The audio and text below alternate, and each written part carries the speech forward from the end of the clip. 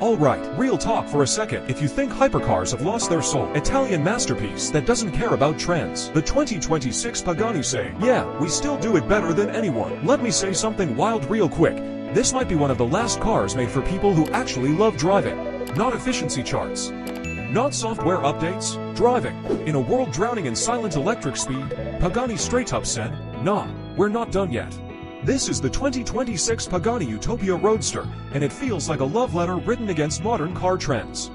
No chasing algorithms, no trend hopping, just pure intention. And here's the crazy part, Pagani made a decision with this car that most brands were way too scared to touch.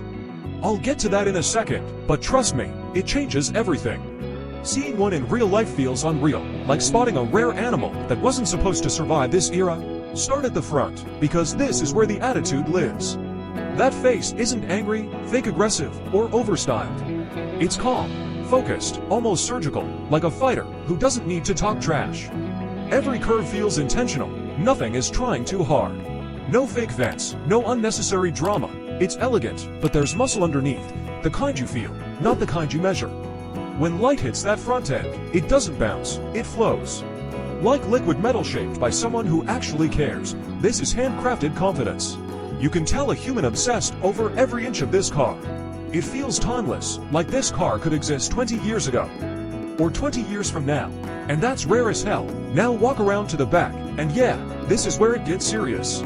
Those quad exhausts don't feel decorative, they feel like a warning, like, hey, something alive back here.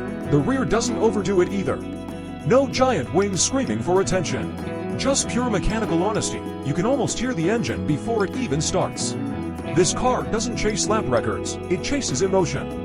And that rear end feels planted, wide, confident.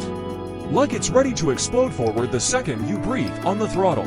And here's where people might start complaining. Isn't this outdated? Isn't this irresponsible in 2026? Pagani stuck with a pure twin-turbo V12. This isn't an interior, it's a mechanical sculpture you get to sit inside. Every switch feels like it belongs in $1 million watch, or a fighter jet, cold metal, real weight. Real feedback. Nothing feels fake. Nothing feels digital for the sake of being digital. And that's intentional, because this car wants you involved. You don't tap things, you operate them. Every movement reminds you that you're driving something built by human hands, not coded by a committee. Sitting here doesn't feel like you're in a car. It feels like you're part of a machine that actually respects you. And yeah, it's not trying to impress you with screens. Alright? Remember that risky decision I teased earlier? Here it is, Pagani offered this thing with a manual transmission. In 2026, let that sink in. That's not nostalgia. That's rebellion. That's Pagani saying, if you don't get it, this car isn't for you. And honestly, respect. Rolling your own gears in a twin-turbo V12 Roadster is a straight-up statement against modern car culture. No launch control flexing, no silent acceleration. Just you, your hands, your feet, and consequences. And that's beautiful. This isn't an off-road gimmick. And yeah, it costs insane money, but you're not buying speed. You're buying craftsmanship, soul, and a piece of history that might never happen again. So here's the real question. Emotional V12 in a future full of silent EVs? If you're into cars that still have heart, soul, and zero apologies, hit that like button and make sure you subscribe and turn on notifications. Trust me, you don't want to miss what's coming next.